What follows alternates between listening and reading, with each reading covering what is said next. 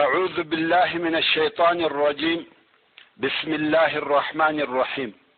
إن الحمد لله نحمده ونستعينه ونستغفره ونعوذ بالله من شرور أنفسنا وسيئات أعمالنا. من يهده الله فلا مضل له ومن يضلل فلا هادي له. وأشهد أن لا إله إلا الله وحده لا شريك له وأشهد أن محمدا عبده ورسوله صلى الله عليه وآله وأصحابه وسلم تسليما كثيرا. أما بعد، رب اشرح لي صدري واحلل عقدة من لساني ليفقهوا قولي. السلام عليكم ورحمة الله وبركاته. محترم ورونو، پتیره لسمه پتکی موږ د سعد ابن معاذ رضی الله تعالی عنه د اسلام راوړلو قصه بیانول، او زه په دې نوم خوښ چې د هغې قصې په مابین کې فتح پای ته ورسېږي، خو هغه داسې پیښه شوه. په هر صورت اوس به د هغه ځای څخه را شروع کړم چې اسید ابن حضیر رضی الله تعالی عنه و اسلام ته داخل سو، او بیا یې و مصعب رضی الله تعالی عنه ته وویل: زما تر شا یو سړی دی چې ستاسې متابعت وکړي، د ده د قوم څخه هیڅوک د ده مخالفت نه کوي، چې هغه سعد ابن معاذ دی، او زه به اوس تاسې ته راولېږم. بیا یې خپله نیزه ورسره واخیسته او د سعد پر طرف وررهي سو. سعد ابن معاذ چې د خپله قوم سره د مجلس په ځای کې ناست و، او د لرې یې اسید ولیدی و قوم ته یې وویل: په الله سره مې د قسم وي چې په هغه مخ نه دی راغلی کوم چې د دې ځایه ستاسې څخه تللی. کوم وخت چې اسید و قوم ته ولرېدی، سعد ورته ویل: څه دې وکړه؟ اسید ویل: د خلقو سره مې خبرې وکړې، خو ما داسې شی نه پکښې ولیدی چې هغه دې د تشویش وړ او لایق وي، او بیا ما منع کړه چې دلته به نه راځئ. دوی ویل: ښه دی، څرنګه چې ستا خوښه وي هغسې کوو، خو یوه بله بده پیښه ده. اوس غواړي چې په دغه حیله سره سعد و مصعب رضی الله تعالی عنه ته ورولېږي. نو ویل: یوه بله بده پیښه ده، هغه دا چې بنو حارثه راوتلي دي، غواړي چې اسعد ابن زراره ووژني، سره د دې چې دوی خبر دي چې هغه ستا د خاله زوی دی. سعد د دې خبرې په اورېدلو سره په قهر سره ولاړ سو، خپله نیزه یې ورسره واخیسته، د مصعب او اسعد پر طرف وررهي سو. کوم وخت چې ولیده چې هغه آرام ناست دی او هیڅ نه ده پیښه، پوه سو چې د اسید مقصد دا و چې زه دلته راسم او د دوی خبرې واورم. په دغه وخت کې اسعد و مصعب رضی الله تعالی عنه ته وویل: یو سردار او رئیس درته رارهي دی، او تر شا لوی قوم په پسې دی، که دی ستا د دین متابعت وکړي، د ده د قوم څخه هیڅوک ستا مخالفت نه کوي. خیر، سعد ابن معاذ را ورسېدی او په قهر ورته ودرېدی. و اسعد ابن زراره رضی الله تعالی عنه ته وویل: یا ابا امامه، که زما او ستا په مابین کې قرابت نه وای، دغه سړی به زما څخه ژوندی نه وای تللی. د ننه زموږ کور ته هغه شیان راوړي چې زموږ نه دي خوښ. مصعب رضی الله تعالی عنه و سعد ابن معاذ ته وویل: آیا نه کښېنې چې زما خبرې واورې؟ که دې خوښې سوې قبول یې که، او که دې ناخوښه وې موږ به در څخه ولاړ سو. سعد ابن معاذ وویل: دا حق او د انصاف خبره ده. نیزه یې ورته ودرول او دی کښېنستی. مصعب رضی الله تعالی عنه د اسلام خبرې ورته وکړې، قرآن مجید یې ورته تلاوت کړي. بیا هم راوي د کیسې وایي: په والله د مخه تر دې چې ساعت خبرې وکړي، موږ د ده په مخ کې د اسلام په نور پوه سو. بیا نو سعد وویل چې یو څوک مسلمانېږي څه چم کوي؟ ویل: غسل وکړه، کالي دې پاک کړه، د شهادت کلمې ووایه او 2 رکعات لمونځ وکړه. سعد هم دا کارونه وکړه. بیا یې خپله نیزه ورسره واخیسته او د قوم پر طرف وررهي سو. هغو چې د لرې ولیدی ویل په الله مو دې قسم وي چې په هغه مخ نه دی راغلی کم چې په هغه مخ تللی و. اوس چې سعد ابن معاذ وخپل قوم ته ودرېدی ویل یا بني عبد الاشهل زه په تاسې کې څه مقام لرم؟ هغو ویل ته زموږ سردار یې، په موږ کې پوه او هوښیار یې. ده ویل ستاسې د نورو او ښځو سره خبرې تر هغو پر ما حرام دي چې پر الله او د هغه پر رسول مو ایمان نه وي راوړي. د دغې ورځې لمر د ده د قوم نه پر نر نه پر ښځه ولوېدی چې ټول قوم یې مسلمانان سوه بې له یوه سړي څخه چې د هغه اسلام د احد د جنگ تر ورځې پورې وځنډېدی او د احد په ورځ مسلمان سو. جنگ یې هم وکړي او په هغه جنگ کې شهید هم سو او الله عز وجل ته یوه سجده هم نه وکړې. رسول الله صلی الله علیه و آله وسلم د ده په باره کې وفرمایل عمل قلیلا و اجر کثیرا، یعنی عمل یې لږ وکړي او اجر یې ډېر واخیستی. مصعب ابن عمیر رضی الله تعالی عنه د رسول الله صلی الله علیه و آله وسلم سفیر، حتی په اسلام کې اول سفیر، په مدینه منوره کې د اسعد ابن زراره رضی الله تعالی عنه په کور کې اوسېدی او خلک یې و اسلام ته دعوتول. د ورځې او د شپې دعوت کوي. د دعوت په لار کې ډېر زحمت باسي تر څو چې د انصارو په کورو کې داسې کور نه و چې هلته د نر او ښځې مسلمانان نه وي موجود. په مدینه منوره کې اسلام ډېر نشر سو، ډېر زیات خلق و اسلام ته داخل سوه. دا واقعه پس له کاله څخه د غم او د مخه تر هجرت پیښیږي. 10 کال د بعثت د غم کال و، یعنی د بعثت 10 کال د غم کال و او هجرت پس له 14 کال څخه د بعثت و. په 3 کلو کې دغه تحولات پیښیږي. د مدینې منورې د خلقو څخه چې یو نفر مسلمان سي، هغه نفر بیا ډېر کوشش کوي چې نوره کورنۍ هم و اسلام ته داخله شي. د مثال پر قسم به دا وخت صدر ته بیان کم. د عمرو ابن جموح زامنو ایمان راوړي، مسلمانان سوه، مګر په خپله عمرو اسلام ته نسو داخل. زامنو به دی اسلام ته دعوتاوه خو ده نه قبلاوه. یو بت یې درلودی، د هغه عبادت یې کاوه. زامنو یې غوښته چې وده ته د ده د دین غلطیا ورښکاره کړي.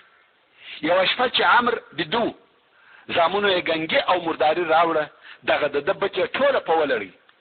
پلار چې یې سهار راویښتو او غواړي چې د بت عبادت وکړي، ویلي ده چې بت ټول په مردارۍ لړلی دی. ویل دا کار چا در سره کړی دی؟ د لرګي و بت ته خبرې کوي، وایي چا بې عزته کړی یې؟ ولې داسې سوی یې؟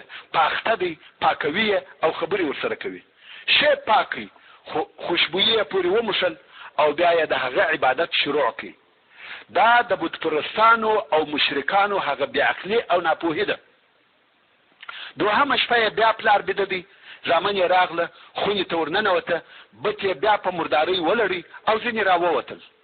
2مه ورځ یې بیا پلار ګوري چې معبود او اله یې په مردارۍ لړلی دی او ورته وایي چې ته څنګه رب یې، د ځان څخه دفاع نه شې کولی. بیا یې پاک او خوشبویه کړي، په غاړه یې تور ور وځړول، ورته وایي که بیا څوک درته راغلی او چې په مردارۍ لړلې مړ یې که. ولرګي ته خبرې کوي. خیر 3مه شپه شوه، دی چې بیده سو، بیا یې زامن راغله. زامنو یې یو سپی وژلی و او د بت په غاړه یې ور وځړاوه. بت یې ټوله د سپي په وینو ولړی. بیا یې سپی او بت دواړه د باندې پر انبار وغورځول. سهار چې پلار راویښ سو، په بت پسې ګرځي، هغه نشته. د همسایګانو په یوه کور او بل کور کې پوښتنې پسې کوي، څو آخر یې بت په انبار کې پیدا کوي او مړ سپی هم په غاړه زړیږي. ویل والله ته د دې لایق نه یې چې څوک دې عبادت وکړي. ولاړی، ایمان یې راوړی او مسلمان سو. د مدینې منورې خلقو د خپل قوم سره دغسې معامله کول چې و اسلام ته یې داخل کړي، نو ځکه اسلام په مدینه منوره کې نشر او ډیر سو. د بعثت د 14 کال د حج تر موسم د مخه مصعب ابن عمیر رضی الله تعالی عنه مکه مکرمه ته ورغلی او رسول الله صلی الله علیه و آله وسلم ته د ځان سره د کامیابی زیری راوړی و او د یثرب د قبیلو هغه قصې ورته بیانولې چې په هغو کې د دوی د خیر اصلحو او قوت حالات په واضح ډول سره ښکاره و. د بعثت د 14 کال د حج په موسم کې چې د 622 میلادي کال د جون میاشت و د مدینه منورې د مسلمانانو څخه 3 نفر نر مسلمانان او 2 مسلمانې ښځې د خپل قوم د مشرکانو حاجانو سره یو ځای د حج د ادا کولو لپاره راووته. تاسو ته معلومه ده چې مشرکانو هم حج کاوه او دغه مسلمانانو هلته په مدینه منوره کې یا پر لارې سره وویل ترڅو به رسول الله صلی الله علیه و آله وسلم د مکې مکرمه په غرو کې د بیرې په حالت کې شپې او ورځې تیروي. کوم وخت چې دغه مسلمانان مکه مکرمه ته راغله د رسول الله صلی الله علیه و آله وسلم سره یې د پټ او سری ملاقات غوښتنه وکړه. هغه داسې چې دغه مسلمانانو 2 نفر و رسول الله صلی الله علیه و آله وسلم ته ورولېږل چې یو یې براء ابن معروف او بل یې سعد ابن مالک و او دغه سعد ابن مالک مشهور شاعر هم و او براء ابن معروف د انصارو د مشرانو څخه و او دوی رسول الله صلی الله علیه و آله وسلم پرنګ نه پیژندي خو بیا یې هم ورولېږل ویل ورسې پوښتنه وکړي ځکه رسول الله صلی الله علیه و آله وسلم مشهوره و ویل ورسې د ملاقات وعده ځنې واخلي چې کله او چیرې به دغه د حج په موسم کې سره وینو چې بیعت در سره وکړو. نو دغه 2 نفر رهیس و او پر لار یې پوښتنه وکړه چې محمد صلی الله علیه و آله وسلم چیرې دی. خلق ورته وویل چې هلته د کعبې شریف سره ناست دی او که د اکا عباس پیژني هغه ورسره ناست دی. براء ابن معروف د رسول الله صلی الله علیه و آله وسلم اکا حضرت عباس رضی الله تعالی عنه پیژندي. کعبې شریف ته چې راغله ویل ده چې رسول الله صلی الله علیه و آله وسلم د خپل اکا عباس رضی الله تعالی عنه سره ناست دی. نو هلته ورغله سلام یې ورته ووایه او ورته کښېنستل. رسول الله صلی الله علیه و آله وسلم هم وعلیک ورته ووایه او پوښتنه یې ځینې وکړه چې څوک یاست. براء ویل زه براء ابن معروف یم او سعد ویل زه سعد ابن مالک یم. سعد وایي کوم وخت چې ما خپل نوم و رسول الله صلی الله علیه و آله وسلم ته وریاد کی رسول الله صلی الله علیه و آله وسلم یو جمله وویل چې هیڅ کله مې نه هېریږي او نه هېروم. هغه دا چې ما وویل سعد ابن مالک رسول الله صلی الله علیه و آله وسلم په ډېر تعجب وویل هغه شاعر دغسې په اوږده اواز. ما ویل هو شاعر. سعد ابن مالک د مدینې منورې د هغه لوړو شاعرانو څخه و ډېر مشهور شاعر و او رسول الله صلی الله علیه و آله وسلم ډېر زیات په خوشاله سو چې یو تکړه شاعر مسلمانېږي. دا ولې؟ لوستونکو او اوریدونکو ستاسو څخه پوښتنه کوم په هغه وختو کې د یو خبر د نشرولو دپاره کم او څه شي وسایل موجود و؟ رادیو، تلویزیون، اخبار، مجله، تیپ، د دې شیانو څخه هیڅ شی نه و. فقط د نشرولو دپاره 2 شی وه، یو خطیب او بل شاعر. کوم وخت چې یو شاعر مسلمانېږي داسې مثال لري لکه مسلمانانو چې د رادیو یا تلویزیون یو استیشن پیدا کړي یا د اخبار د چاپولو مطبعه پیدا کړه. په هغه زمانه کې د نشرولو دپاره د شعر اعتبار ډېر زیات و. رسول الله صلی الله علیه و آله وسلم به د خلقو پسې ګرځېدی او اسلام ته به دعوتول مګر شعر په خپله عربو یو د بله سره نقلاوه. حتی که شعر ښکنځل هم وای خلقو په یاداوه او نقلاوه ځکه د عربو په طبیعت کې شعر خوښ و. حتی د هغه ډېرې علاقې په سبب چې عربو د شعر سره درلوده خبرې چې به دې هر څه ورته وکړې هېرېدې یې مګر شعر چې به دې یو یا 2 واره ورته ووایه په یاد بیسو. دا یوه قصه د مثال پر ډول درته بیانوم. یو وخت وروسته بیا په مدینه منوره کې یو صحرایي عرب ورسول الله صلی الله علیه و آله وسلم ته راغلی او مسلمان شو. مسلمانانو لمونځ ورشاوه، لمونځ یې هم زده کړي، مګر دا یې هیڅ نه زده کېده چې د هر وخت لمونځ څو رکعاته دی. خلق ورته وایي سهار 2 رکعاته، ماپښین 4 رکعاته، خو چې هر څه یې ور وشوي نه په یادېږي، بیا غلط. نو رسول الله صلی الله علیه و آله وسلم ته کښېنستی، ویل یا رسول الله هیڅ مې نه زده کېږي چې د هر وخت لمونځ څو رکعاته دی. اوس یې رسول الله صلی الله علیه و آله وسلم وښیي، سهار 2 رکعاته، ماپښین 4 رکعاته، مازدیګر، ماښام، ماخوستن. خو صحرایي چې یې وایي غلطېږي، بیا یې ور وښول، بیا غلطېږي. هر څه چې په وکړي بیا هم غلطېږي، نشي زده کولی. خو دلته یو صحابي موجود و چې شاعر و. هغه ویل یا رسول الله که ستا اجازه وي زه به ور وښیم. ویل ور وښه. شاعر ویل اسمع یا رجل، سړی واوره، ان الصلاة 4 ف4 ثم 3 بعدهن 4 ثم صلاة الفجر لا تضيع. دغه رکعتونه په شعر ور وښول. بس د صحرایي هم په یاد او زده شوه. مقصد دا چې په عربو کې شعر خاص مقام درلودي. شعر یې په دماغ کې کښېنستی، شعر یې پر ژبو آسانه و، شعر یې په یاداوه او یو د بله یې سره نقلاوه. نو کوم وخت چې سعد ابن مالک شاعر مسلمان شو، دا د اسلام دپاره ډېره لو کامیابي وه، ځکه د ده د شعر په واسطه و اسلام ته دعوت نشرېدی. بل چا داسې نسوی نشرولی لکه یو شاعر. نو خود رسول الله صلی الله علیه و آله وسلم د سعد ابن مالک رضی الله تعالی عنه په اسلام ډیر خوشاله شو. او بیا رسول الله صلی الله علیه و آله وسلم دغه دوه نفرو سره وعده وکړه چې په پلاني شپه به د عقبې سره په پټه سره یو ځای کېږو. عقبه په مینا کې د جمرة الاولی سره د یو غره نوم دی او هلته به ملاقات سره کوو. او اوس به کیسه د انصارو و یو مشر ته پرېږدو چې دغه تاریخي ټولنې او اجتماع کوم چې د شرک او اسلام د مقابلې و ورځو ته تغییر ورکړي حالات راته بیان کړي. کعب ابن مالک الانصاري رضی الله تعالی عنه وایي موږ د مدینې منورې څخه د حج دپاره و مکې مکرمې ته راغلو او د رسول الله صلی الله علیه و آله وسلم سره مو د ایام تشریق د مابین په ورځو کې د عقبې سره د ملاقات وعده وکړه. او هغه شپه راورسېده چې موږ د رسول الله صلی الله علیه و آله وسلم سره په هغه شپه د ملاقات وعده درلوده. په دې سفر کې پر نورو مشرکانو علاوه زموږ د قوم د مشرانو څخه یو مشر او زموږ د اشرافو څخه یو شریف عبدالله ابن عمرو ابن حرام چې دی هم مشرک و را سره و. که څه هم موږ خپل حال زموږ د قوم د مشرکانو څخه پټ ساتي، خو د عبدالله ابن عمر سره مو په دې باره کې خبرې وکړې او موږ ورته وویل یا ابا جابر ته زموږ د اشرافو او مشرانو څخه یو شریف او یو مشر یې او موږ دغه ستا په حال نه یو خوښ، نه غواړو چې سبا د دوزخ اور په تا بلیږي. او بیا مو اسلام ته را دعوت کړي او د رسول الله صلی الله علیه و آله وسلم د ملاقات په وعده مو هم خبر کړي.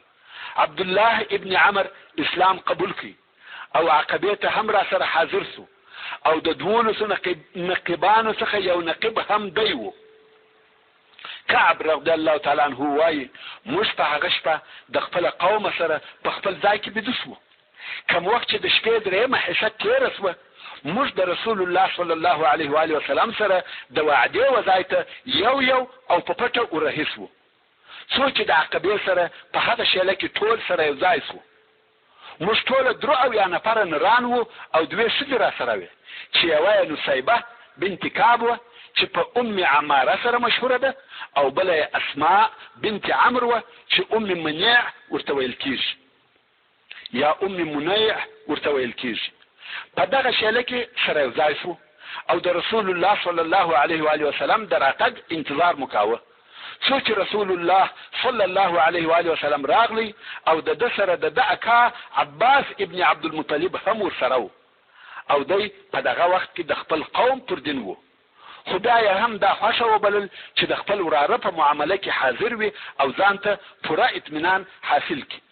ورونو موږ مخکې وویل کوم وخت چې براء ابن معروف او سعد ابن مالک د رسول الله صلی الله علیه و آله وسلم سره د ملاقات وخت او ځای ټاکی، عباس رضی الله تعالی عنه هم هلته حاضر وو. دغه دوه نفرو نه غوښته چې د هغه په حضور دغه خبرې وشي، ځکه عباس رضی الله تعالی عنه هغه وخت اسلام ته نو داخل شوی. خو رسول الله صلی الله علیه و آله وسلم ورته وویل خبرې په ښکاره سره کوي، دا زما اکا دی، مطمئنه اوسئ. نو د ملاقات وعده د عباس رضی الله تعالی عنه په حضور کې وشوه. کوم وخت چې د وعدې شپه راورسېده، عباس رضی الله تعالی عنه ورسول الله صلی الله علیه و آله وسلم ته ټینګ شو چې زه هم در سره ځم، او رسول الله صلی الله علیه و آله وسلم هم د ځان ملګری کړي. کعب ابن مالک رضی الله تعالی عنه وایي اول هغه څوک چې په دغه اجتماع کې خبرې وکړي عباس ابن عبدالمطلب د رسول الله صلی الله علیه و آله وسلم اکاو، او په پوره صراحت سره دغه مسؤلیت چې دوی پر غاړه اخیستی وو خطرونه ورته بیان کړه، او وی ویل یا معشر الخزرج، محمد صلی الله علیه و آله وسلم په موږ کې هغه مقام لري چې تاسو ته در معلوم دی. موږ د هغو کسانو څخه ساتلی دي چې د صلی الله علیه و آله وسلم مخالف دي. دی علیه الصلاة والسلام په خپل قوم کې په عزت او د دشمنانو څخه ساتلی دي. خدای علیه الصلاة والسلام ستاسې په غوښتنه اوس غواړي چې و تاسې ته درسي. که تاسې په هغه څه سره وفا کولی شئ چې د ده سره مو وعده کړې ده او د ده د مخالفینو څخه یې ساتئ، نو تاسې او دغه مسؤلیت، او که تاسې پس له د ده صلی الله علیه و آله وسلم د درتګ څخه دی علیه الصلاة والسلام یوازې پرېږدئ او د ده و دشمنانو ته یې ورتسلیموئ، نو د اوس څخه یې لا پرېږدئ، ځکه دی علیه الصلاة والسلام اوس په خپل قوم او په خپل ښار کې په عزت او ساتنه کې دی. کعب رضی الله تعالی عنه وایي موږ و عباس رضی الله تعالی عنه ته وویل موږ ستا خبرې واورېدې او اوس ته خبرې وکړه یا رسول الله، ستا د خپل ځان او ستا د رب دپاره هغه شیان پر موږ کښېږده چې ستا خوښ وي. ورونو تاسې پوهېږئ چې په دې جواب کې ډېره لو معنا پرته ده، یعنی موږ په پوره عزم او تصمیم، په پوره شجاعت، ایمان او اخلاص سره دغه لوی مسؤلیتونه قبلوو او هغه خطرناک عواقب یې تحملوو. بیا نو رسول الله صلی الله علیه و آله وسلم خپلې خبرې وکړې او بیعت پای ته ورسېدی. اوس نو په بیعت کې څه شوه او تر بیعت د مخه کومې خبرې وسوې؟ د دواړو طرفو د طرفه څه وویل شوه؟ ښه متوجه شئ، اسلام دغسې وي. امام احمد رحمه الله د جابر رضی الله تعالی عنه څخه دغه بیعت ماده یا بندونه په تفصیل سره بیانوي او وایي. جابر رضی الله تعالی عنه وایي چې موږ و رسول الله صلی الله علیه و آله وسلم ته وویل یا رسول الله پر څه بیعت در سره وکړو؟ رسول الله صلی الله علیه و آله وسلم وفرمایل اول د ضعف او قوت په وخت کې به زما او اوامر اوري او قبلوي. نن ورځ موږ مسلمانان دغسې یو. د پراخي او مفلسي په وخت کې به ما او زما ملګرو ته نفقه ورکوي. دریم امر بالمعروف او نهي عن المنکر به کوي، یعنی خلق به په شو امر کوي او د بدو څخه به منع کوي. سبحان الله، نن ورځ خلق څونه د دغه کار څخه لري دي، او که بیا یو څوک دغه کار کوي اورېدونکي په قسم قسم خبرو او لغازو د هغه د خبرو مخنیوی کوي. نه غواړي چې داسې څوک پیدا سي چې و دوی ته دي د دوی عیب ووایي. دغه په خپله زما سره پېښ شوي دي. په یو مجلس کې ما د اسلامي خبرو یا د اسلامي اوامرو او احکامو په تشریح کولو شروع وکړه، خو په مقابل کې مې داسې خبرې اورېدلې چې د هغو معنا دا وه چې بس ته دې خبرو ته ضرورت نشته. څلورم د الله عز وجل په لار کې به ثابت درېږي. په الهي اوامرو کې به د ملامتۍ ویونکي خبرې تاثیر نه در باندې کوي، یعنی د خلقو د ناخوشۍ سره سره به الهي اوامر نه پرېږدئ. پنځم، که زه و تاسې ته درغلم زما نصرت به کوئ او ما به د هغو شیانو څخه ساتئ چې د هغو څخه خپل ځانونه، خپلې ښځې او خپل اولادونه ساتئ، او د دغو شیانو په بدله او مقابل کې تاسې لره جنت دی. کعب ابن مالک رضی الله تعالی عنه وایي براء ابن معرور رسول الله صلی الله علیه و آله وسلم تر لاس ونیوی او ویل هو، په هغه ذات سره دې زموږ قسم وي چې ته په حق سره رسول را لېږلی یې، موږ به ستا داسې ساتنه کوو لکه د خپلو اولادو او کورنیو ساتنه چې کوو. بیعت را سره وکړه یا رسول الله، په والله موږ په جنگ په جنگ کې پاخه او د همت خاوندان یو، موږ ته همت او مړانه د نیکګانو څخه په میراث را پاته دي. کعب رضی الله تعالی عنه وایي برا خبرې کولې چې ابوالهیثم ابن التیحان یې په خبرو کې ورولوېدی او ویل یا رسول الله، زموږ او د خلقو په مابین کې علائق شته او موږ هغه علاقات پرې کوو. د خلقو څخه د مدینې منورې یهود مقصد و، نو ویل داسې خو به بیا نه پیښیږي چې موږ هغه علاقات پریکو او الله عز وجل تا او ستا دین لوړ او ښکاره کړي او بیا ته موږ پرېږدې او خپل قوم ته راشي. رسول الله صلی الله علیه و آله وسلم تبسم وکړي او وی فرمایل بل الدم الدم والهدم الهدم، زه ستاسې څخه یم او تاسې زما څخه یاست. د هغه چا سره جنګېږم چې تاسې ورسره جنګېږئ او د هغه چا سره صلح کوم چې تاسې صلح ورسره کوئ. پس له هغه چې د بیعت پر شرطو خبرې وسوې او اوس غواړي چې په بیعت کولو شروع وکړي، بیا هم دوه نفره د هغه اولو مسلمانانو څخه چې د بعثت په 11 او 12 کال کې مسلمانان شوي وه، یو په بل پسې د خبرو کولو د پاره ولاړ شوه. غواړي چې خپل قوم ته د دغه بیعت پوره مسؤلیت او خطرونه وښکاره کړي، د پاره د دې چې دغه بیعت په پوره وضاحت او ښکاره ډول سره وشي او دوی پوه شي چې د دوی قوم د تضحیې او قربانۍ د پاره څونه آمادګي لري. ابن اسحاق وایي کوم وخت چې قوم د بیعت د پاره آماده شو، عباس ابن عباده رضی الله تعالی عنه ابن نضله وویل تاسې پوهیږئ چې تاسې د دغه سړي سره پر څه شي بیعت کوئ؟ قوم ویل هو. د ویل تاسې د خلقو د تور او سره سره پر جنګ کولو بیعت کوئ. که تاسې په دې فکر یاست کوم مالونه په یو مصیبت سره تباه سوه او ستاسې اشراف او مشران ووژل سوه، بیا نو تاسې دی و دشمنانو ته ورتسلیموئ، نو د اوس څخه یې لا پرېږدئ، ځکه که بیا داسې وکړئ دا کار په والله د دنیا او آخرت شویدل دي. او که تاسې په ځانو کې دا قدرت وینئ چې د مال پر تاوان او د مشرانو پر وژل کېدو سربیره پر دغه شرطو وفا کوئ، نو یې در سره بوځئ او په والله دا ستاسې د دنیا او آخرت خیر دی. قوم وویل موږ یې د مال په تاوان د اشرافو او مشرانو په وژنه قبلوو او را سره بیایو. بیا قوم وویل یا رسول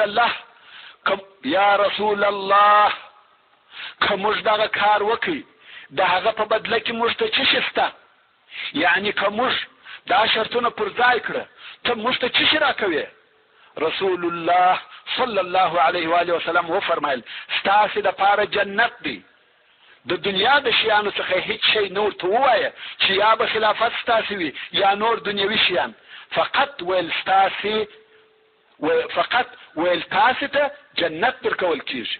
قوم ویل لا نقیل ولا نستقیل، یعنی بس پر دغه مو فیصله ده، نه به موږ عذر کوو او نه ته.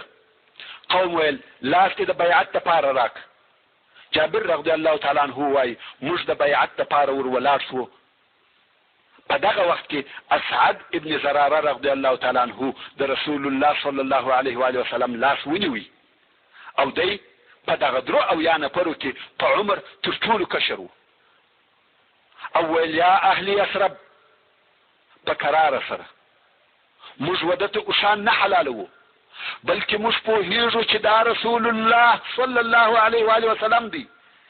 د ده ډول د ټولو عربو سره د علاقاتو شکول دي، او ستاسې د اشرافو وژل دي او تاسې به د عربو تورې شوي یا به تاسې پر دغه خطرو او مشکلاتو صبر کوئ نو یې بوزئ او ستاسې اجر پر الله دی، یا به تاسې پر خپلو ځانو بیریږئ نو یې پرېږدئ او د الله په حضور مو دغه عذر دی. پس له دغه ټولو تاکیداتو او صراحتو د عقبې دوهم بیعت د لاس په ورکولو شروع سو. ورونو، که موږ او تاسې نن ورځ د خپل اسلام او ایمان په باره کې فکر وکړو، آیا په موږ کې څونه ایمان موجود دی؟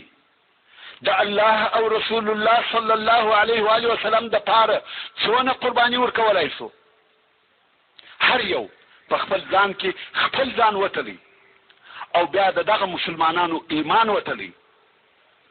دا هغه مسلمانان دي چې دی په خپله د ده پلار د ده کورنۍ بت پرستان وه او اوس و اسلام ته داخل سوه، خو زه ورته پشت پر پشت مسلمانان یو. نو زه به نور څه نه وایم، قضاوت به هم تاسو ته پرېږدم. جابر رضی الله تعالی عنه پس له هغه چې د اسعد ابن زراره دغه قول یې بیان کړي نو وایي قوم ورته وویل یا اسعد لاس دې ایسته کړه، په والله موږ دغه بیعت نه پرېږدو او نه پر پښیمانه کېږو. دلته نو اسعد رضی الله تعالی عنه ته په دغه لار کې د قوم د قربانۍ او استقامت اندازه ور معلومه شوه او پر هغه یقین سو. اسعد رضی الله تعالی عنه خو د مصعب ابن عمیر په ملګرتیا په مدینه منوره کې د اسلام هغه لوی داعی و، دعوت کوونکی و، او اوس هم د دغه بیعت کوونکو دینی رئیس دی. نو خود دی هغه اول نفر و چې د رسول الله صلی الله علیه و آله وسلم سره بیعت وکړي او بیا نو عام بیعت شروع شو. جابر رضی الله تعالی عنه وایي موږ یو ور ولاړېدلو او د رسول الله صلی الله علیه و آله وسلم سره مو بیعت کاوه او موږ ته یې د دغه بیعت په مقابل کې په جنت وعده راکول، مګر د هغه دوو ښځو بیعت چې زموږ سره دغه اجتماع ته حاضر شوي وې د خولې په خبرو سره و. رسول الله صلی الله علیه و آله وسلم هیڅ وخت و پردۍ ښځې ته لاس نه دی ورکړی. دغه بیعت په اسلام کې پر جنگ او جهاد اول بیعت و او وجه بیعت ته بیعت العقبة الثانیه ویل کېږي. پس له هغه څخه چې بیعت پای ته ورسېدی، رسول الله صلی الله علیه و آله وسلم د دوی څخه وغوښته چې د خپل مابین څخه 12 نفره مشران وټاکي چې هغه به پر خپل قوم نقیبان وي، یعنی د خپل قوم د طرفه د دغه بیعت د بندو یا مادو د عملي کولو مسؤله دوی دي. ډېر ژر او په دغه وخت کې 12 نفره وټاکل شوه چې 9 نفره د خزرج د قبیلې څخه وه او 3 نفره د اوس د قبیلې څخه وه او د دغه نقیبانو نومونه په دې ډول سره دي. هغه کسان چې د خزرج د قبیلې څخه وه اسعد ابن زراره ابن عدس، دوهم سعد ابن ربيع ابن عمرو، درهم عبد الله ابن رواحه ابن ثعلبه، څلورم رافع ابن مالك ابن العجلان، پنځم البراء ابن معرور ابن صخر، شپږم عبد الله ابن عمرو ابن حرام، اوم عباده ابن صامت ابن قيس، اتم سعد ابن عباده ابن دليم، نهم المنذر ابن عمرو ابن خنيس. او هغه کسان چې د اوس د قبیلې څخه وه، اول اسید ابن حضير ابن سماك، دوهم سعد ابن خيثمه ابن الحارث، درهم رفاعه ابن عبد المنذر ابن زبير. کوم وخت چې دغه مشران یا نقیبان وټاکل شوه، رسول الله صلی الله علیه و آله وسلم د هغو څخه د مشرانو او رئیسانو په صفت بل عهد واخیستی او ورته فرمایل تاسې د خپل قوم داسې کفیلان او ضامنان یاست لکه حواریین چې د عیسی ابن مریم د پاره وه او زه د خپل قوم کفیل او ضامن یم. هغه وویل هو. اوس چې عهد او بیعت پای ته ورسېده او قوم د جلا کېدو په حالت کې وو، په دغه آخر وختو کې یوه د شیطانانو دغه مجلس او د هغه نتیجه کشف کړه او نه شوای کولای چې د قریشو و مشرانو ته دا خبر ورسوي او هغه ناببره دلته و دغه شیلې ته د دوی د اجتماع په حالت کې ورته راولي. نو دغه شیطان پر یوه لوړه ودرېدی او په لوړ اواز سره نارې کړه: یا اهل الجباجب، یا اهل الجباجب، هل لكم في مزمم والصبات معه قد اجتمعوا على حربكم. یعنی ای د خیمو خلقو، ای بدو خلقو، آیا تاسو خبر یاست چې مزمم او هغه خلق چې د دینه اوښتي دي ستاسو سره پر جنگ کولو اتفاق وکړي؟ دلته د محمد صلی الله علیه و آله وسلم پر ځای مزمم وایه، ځکه کفارو د خپل بد اخلاقی په سبب د محمد صلی الله علیه و آله وسلم نوم و مزمم ته اړولی وو. محمد چې د حمد څخه دی او ترجمه یې یعنی شپر ویل سوي او خلق به شپر وایي، دوی و مزمم ته چې د زم څخه دی یعنی بد پر ویل سوي اړولی وو. خو رسول الله صلی الله علیه و آله وسلم فرمایي چې الله عز وجل زه د کفارو د بدویلو څخه خلاص کړی وم، ځکه دوی و مزمم ته بد ویل او زه محمد وم. شیطان په لوړ آواز دغه ناره وکړه. رسول الله صلی الله علیه و آله وسلم وفرمایل دا د عقبې شیطان دی او ویل والله یا عدو الله تا ته به فارغه سو. او رسول الله صلی الله علیه و آله وسلم مسلمانان امر کړه چې خپل ځایو ته ولاړ شي. دا ناره ټول خلقو که مسلمانان او که کفار واورېده. سعد ابن عباده رضی الله تعالی عنه چې دا ناره واورېده ولاړ شو او توره پورته کړه، ویل یا رسول الله قسم په هغه ذات چې ته په حق سره را لېږلی یې، که ستا خوښه او اجازه وي د ټولې منا پر خلقو به سبا په تورو حمله وکړو. سبحان الله، د اولې لحظې څخه د رښتیا میدان راغلی او دغه درو او یا نفره اماده دي چې د ټولو حاجانو سره وجنګېږي. د دوی اخلاص او صداقت، همت او مړانه د اولې لحظې څخه ثابت شوه. خو رسول الله صلی الله علیه و آله وسلم وفرمایل په دغه نویو امر شوي مګر خپلو ځایو ته ولاړ شي. خلق ولاړه او تر سهاره بیده شوه. قریشو چې دا خبر واورېدی په دوی کې بیره او تشویش پیدا شو، ځکه دوی د دغسې بیعت په خطرناکو عواقبو پوره پوهېده چې د دوی و مالو او ځانو ته څونه ضرر پیښیږي. نو یې تحقیقات شروع کړه چې زموږ پر جنگ چا او څنګه اتفاق وکړي. د تحقیقاتو نتیجه په یقیني ډول سره نه بلکې په تخمینی او اشتباهي ډول سره دا راووته چې اهل یثرب به د رسول الله صلی الله علیه و آله وسلم سره اتفاق کړی وي. په سهار کې د قریش مشران سره راټول شو او د اهل یثرب وخیمو ته ورغله چې پر دغه معاهده خپل شدید احتجاج وړاندې کړي. نو یې ورته وویل یا معشر الخزرج، موږ ته خبر راغلی دی چې تاسې دغه زموږ و نفر ته راغلی یاست، زموږ څخه یې بیا یاست او د ده سره مو زموږ پر جنگ بیعت کړی دی او په والله په ټولو عربو کې داسې قوم او کلی نشته چې موږ ته د هغو سره جنگ ناخوښه وي بې له تاسې. یعنی د هر چا سره مو په جنگ کولو پروا نه کېږي بې له تاسې، یعنی ستاسې قدر او عزت او احترام کوو. نو تاسې هم باید داسې کار ونه کړئ چې هغه زموږ او ستاسې د جنگ سبب وګرځي. د خزرج د قبیلې مشرک حاجان چې په دغه واقعه او بیعت هیڅ نه و خبر، ځکه دا کار په ډېر سري ډول سره د شپې په تاریکیو کې پای ته رسېدلی و. هغو په قسمو شروع وکړ، وایي په والله هیڅ نه ده پیښه شوې او موږ په هیڅ نه خبر. څو قریش و عبدالله ابن سلول ته ورغله. هغه ویل دا ناحقه خبره ده، داسې هیڅ نه ده پیښه شوې او زما قوم زما څخه داسې کار نه پټوي. که دوی داسې کار کولای زه خامخا د دغه کار امیر ګرځولم. مګر هغه مسلمان حاجان چې دغه اجتماع ته حاضر شوي وو او دا اتفاق یې کړی وو یو و بل ته سره ګوري او پټه خوله دي، هیڅ نه وایي. نه د هو خبره کوي نه د یا. قریشو د یثرب د کفارو خبره ومنل او نا امیده و مکه مکرمه ته ولاړه او د دوی تقریبا دا یقین سو چې اصلا دا خبر درواغ دی.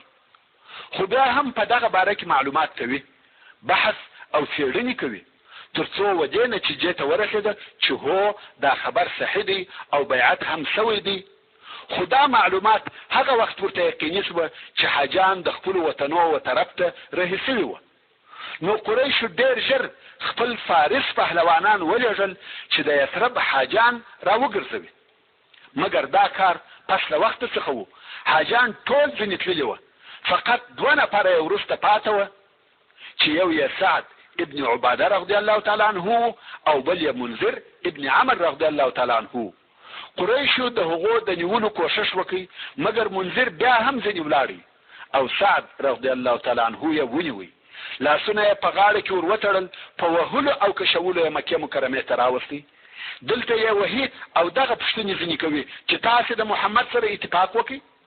سعد رضی الله تعالی عنه انکار کوي.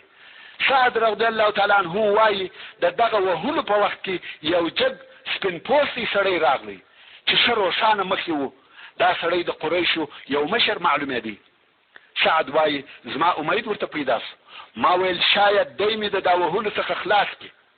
نو مې ورته وویل چې د دغه خلقو څخه مې خلاص کړه، خو هغه په خپله یو ټینګ څوک را سره کړي. او بیا وروسته پوه شوم چې دغه سړی ابو جهل و.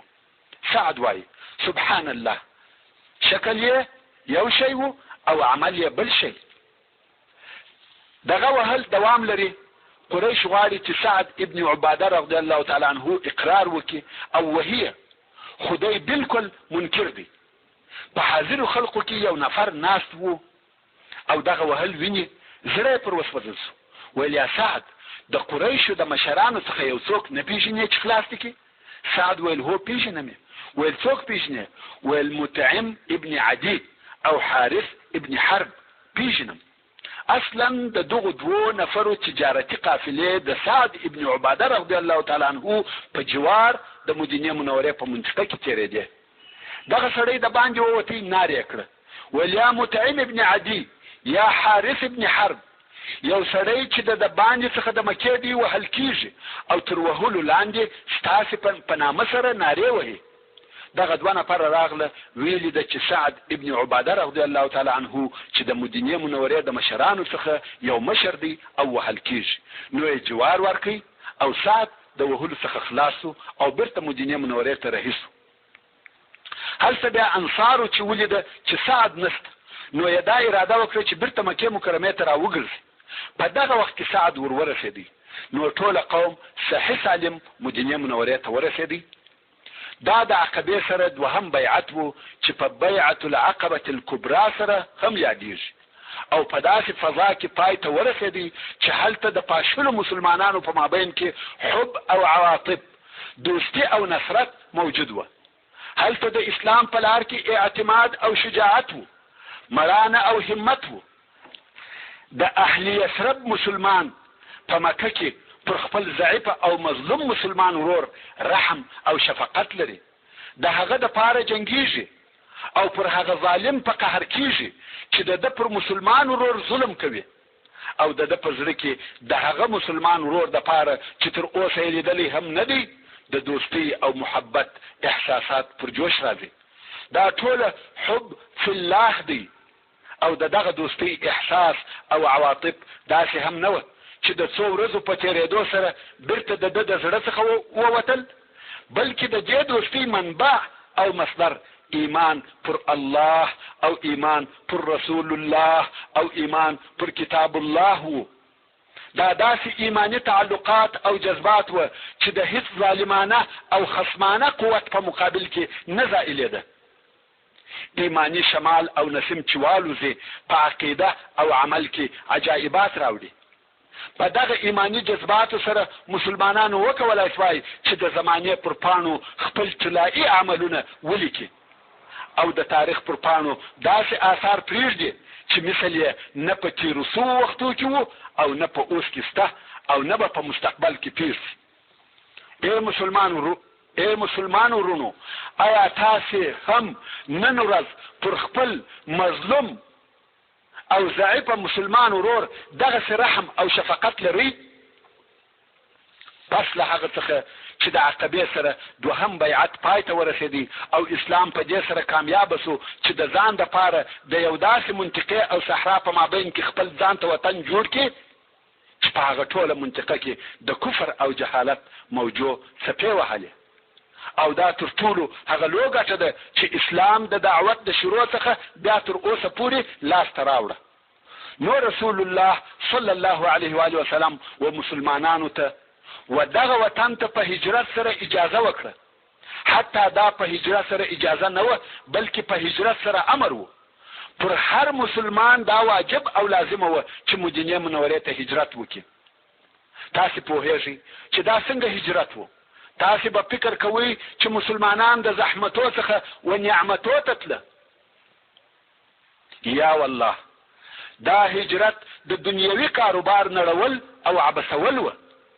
د مسلمانانو د مالو قرباني کول و. یوازې او په خالي لاس خپل ځانونه مدینې منورې ته رسول. او په دغه سفر کې په دغه هم پوهېده چې د کفارو د طرفه د دوی مال او ځان مباح ګرځول سوي دي. ممکن د لارې په اول کې حد لطفا چې ته واړوه